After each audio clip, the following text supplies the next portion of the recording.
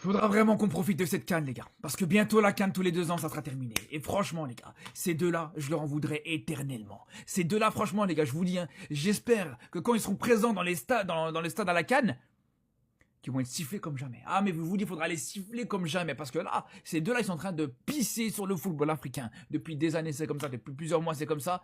Et ça va de plus en plus. Ça fait des années que la CAN, c'est tous les 2 ans, ça se passe très bien, la compétition est toujours incroyable, elle est de mieux en mieux. C'est justement maintenant qu'elle commence même encore plus à progresser, on commence vraiment à voir une CAN qui est au rendez-vous, une CAN qui montre des très belles choses, etc.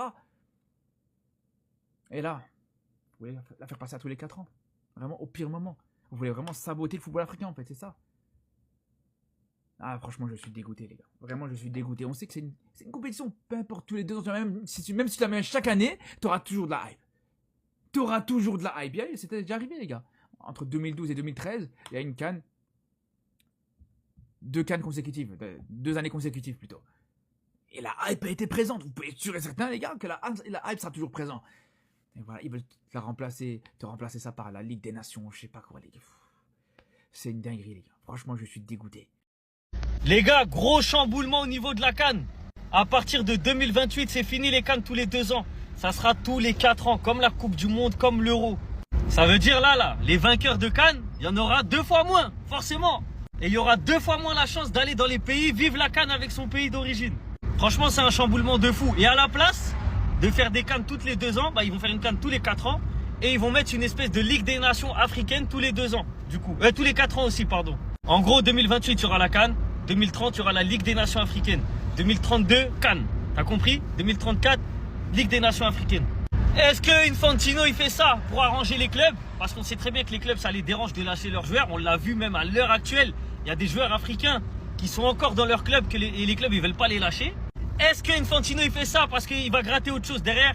Ils vont mettre la Coupe du Monde des clubs, quelque chose qui va lui rapporter plus d'argent. Il y a forcément anguille sous roche. Et on sait très bien que c'est pas pour arranger l'Afrique et la CAF.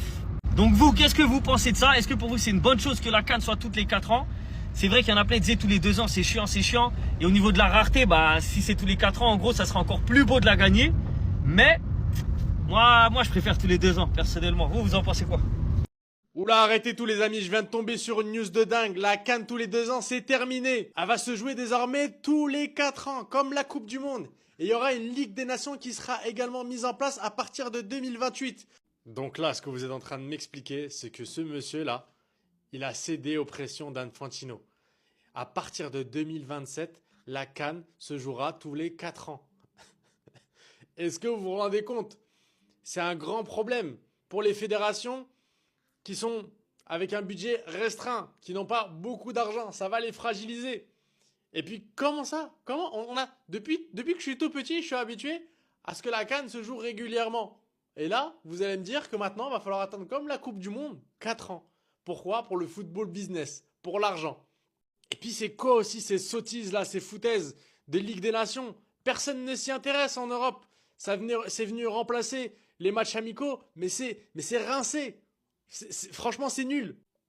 Dites-moi l'équipe, dites-moi si je suis tout seul à partager cet avis, mais pour moi, c'est désastreux. Désastreux, c'est une fête. La CAN, c'est pas une compétition comme la Coupe du Monde. C'est comme la Ligue des Champions. Il y a ça chaque saison. Pour moi, la CAN, c'est la même chose. Limite, s'il y avait la CAN chaque année, ce serait normal.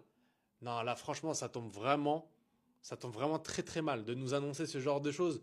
Profitez de cette CAN au Maroc. Parce qu'après, on va devoir attendre, on va devoir patienter de plus en plus. Le football est en train de changer. Arrête, Bissouma, arrête, s'il te plaît, arrête. Personne va nous empêcher de gagner la CAN. Toi-même, tu vas t'en empêcher. Le Mali, eux-mêmes, ils vont se saboter tout ça. Il n'y a même pas besoin de forcer. On vous connaît, les Maliens. On voit vos matchs depuis des années, vous vous sabotez à chaque fois tout seul. On l'a vu contre la Côte d'Ivoire sur la dernière CAN.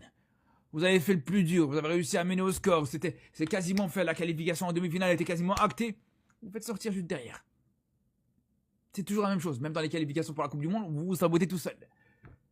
Donc, au final, déjà pour commencer, vous-même déjà, vous allez vous saboter. Mais en plus de ça, n'oubliez pas, vous affrontez qui en phase de poule? Oubliez pas que vous affrontez le Maroc en phase de poule.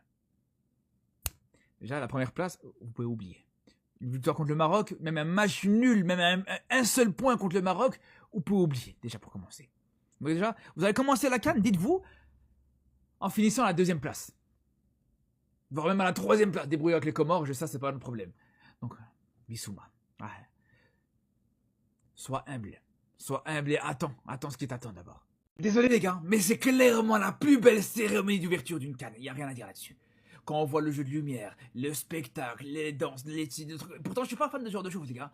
Mais là, c'était fort. La synchronisation, tout ça. Franchement, il était très bon. Quand on voit et quand on compare avec ce qu'il y avait juste avant, à la limite, la Côte d'Ivoire, ça peut se discuter.